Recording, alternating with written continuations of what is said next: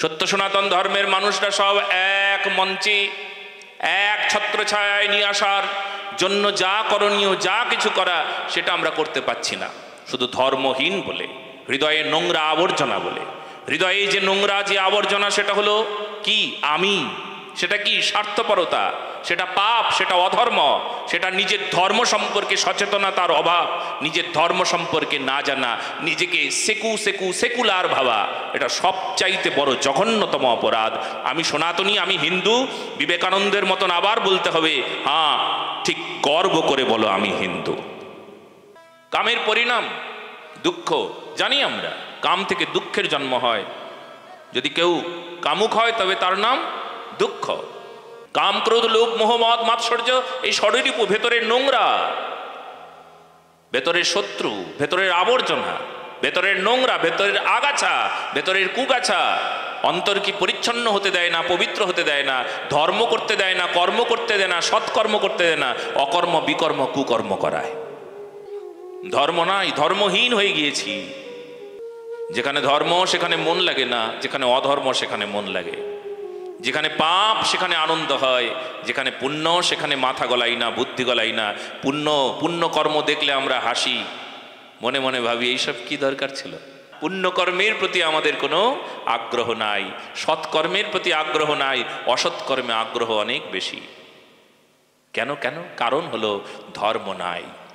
ধর্মহীন হওয়াতেই হৃদয় হয়ে গিয়েছে নোংরা আবর্জনায় ভরা, হয়েছে ডাস্টবিন। হৃদয়টা হয়ে গিয়েছে ডাস্টবিন। ডাস্টবিন মানে কি? যেখানেই নোংরা ফেলা হয়, সমস্ত নোংরা আবর্জনাগুলো এই ডাস্টবিনে ফেলা হচ্ছে। কখন ডাস্টবিন হয়ে গেল হৃদয়টা? যখন অধর্ম এলো। নিজের ধর্মের প্রতি কারুর দায় দায়িত্ব কর্তব্য নাই, ধর্ম রক্ষার দায়িত্ব নাই, গৌরক্ষার দায়িত্ব নাই, সত্য সনাতন ধর্ম কি তা জানবার জন্য কারুর আগ্রহ নাই। স্কুল, কলেজ, ইউনিভার্সিটি আছে, কিন্তু সবাই শিক্ষিত হলাম বটে, কিন্তু হলাম না প্রেমিক, হলাম না ধার্মিক, হলাম না ভগবত সেবক, হলাম না দেশের সেবক, হলাম না রাষ্ট্রের সেবক, হলাম না সমাজের সেবক। কেন? কারণ পুঁথিগত শিক্ষায় আমাকে সেবক তৈরি করতে পারে নাই। যদি পুঁথিগত শিক্ষায় শিক্ষিত হয়েছি কিন্তু সেবক হলাম না, তাহলে বুঝে নেব সেখানে ধর্ম নাই, অধর্ম। অধর্ম কি করে? অধর্ম করে মানুষকে পাপ কর্ম করায়।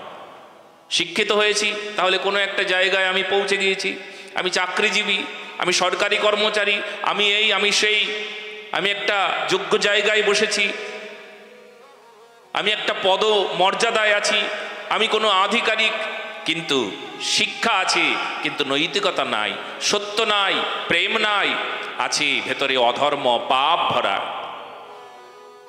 এই হলো ভেতরের পাপ, এই হলো ভেতরের নোংরা। হৃদয়টাকে মন্দির বানানোর কথা ছিল, কিন্তু ডাস্টবিন বানিয়ে ফেলেছি। আজকে আমরা অত্যাচারিত, আজকে আমরা অবহেলিত, আজকে আমরা উপেক্ষিত, আজকে আমরা ধর্ম নাই বলে এত অবহেলার শিকার হচ্ছি। ধর্ম যদি আমাদের হৃদয়ে থাকতো, স্বভাবে থাকতো, চরিত্রে থাকতো, সত্য সনাতন ধর্মের ধার্মিক, কখনো কারুর অবহেলার শিকার হওয়ার কথা ছিল না। শুধু ধর্ম নাই, তাই আমরা আজকে অবহেলার শিকার হয়েছি। হ্যাঁ, অবহেলার শিকার হয়েছি।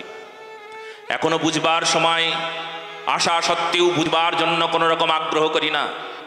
ধর্ম রক্ষার জন্য আজও আমাদের মন আজও অগ্রসর হয় নাই, আজও আমরা পিছিয়ে আছি।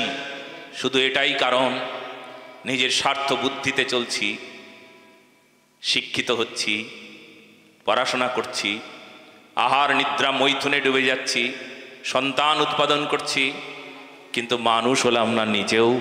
কাউকে মানুষ করবার জন্য যে ধর্মটাই একমাত্র বিষয়, সেই দিকে আমাদের ধ্যান নাই। তাই একাগ্রভাবে আমরা সবাই এক হতে পারলাম না। তো সত্য সনাতন ধর্মের মানুষরা সব এক মঞ্চে এক ছত্রছায়ায় নিয়ে আসার জন্য যা করণীয়, যা কিছু করা, সেটা আমরা করতে পারছি না, শুধু ধর্মহীন বলে, হৃদয়ে নোংরা আবর্জনা বলে। হৃদয়ে যে নোংরা যে আবর্জনা, সেটা হলো কি? আমি।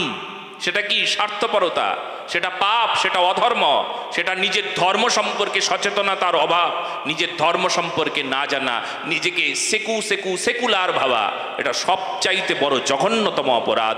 আমি সনাতনী, আমি হিন্দু, বিবেকানন্দের মতন আবার বলতে হবে, হ্যাঁ ঠিক গর্ব করে বলো আমি হিন্দু। কি করে বলবে? বলুন বলুন, গর্ব করে বলুন আমি হিন্দু। কোথায় আজ গর্ব? হিন্দু বলার গর্ব আমরা ভুলে গিয়েছি। যদি কেউ বলেছি আমি হিন্দু, কেউ বলেছি আমি সনাতনী, তবে তার উপর নানা প্রকার সমস্যা আসবে, নানা প্রকার তকমা লাগানো হবে তার উপর। ধর্ম আজ ভয়ঙ্কর এক পরিস্থিতির জায়গায় এসে দাঁড়িয়েছে। আমরা কি দিব্য রাধারানীর কথা শুনতে পারি? কি দিব্য ভাগবতী কথা শুনতে পারি, শুনে কাঁদতে পারি, ভজনে অগ্রসর হতে পারি, ভজনে নিমগ্ন হতে পারি?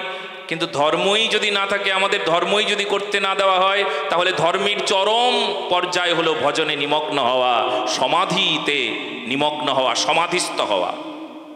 সমাধিস্থ মানে নিমগ্ন, ভগবত চিন্তায় বিলীন হয়ে যাওয়া, বাবাশ্রীর মতন সমাধি যেটাকে বলা হয়।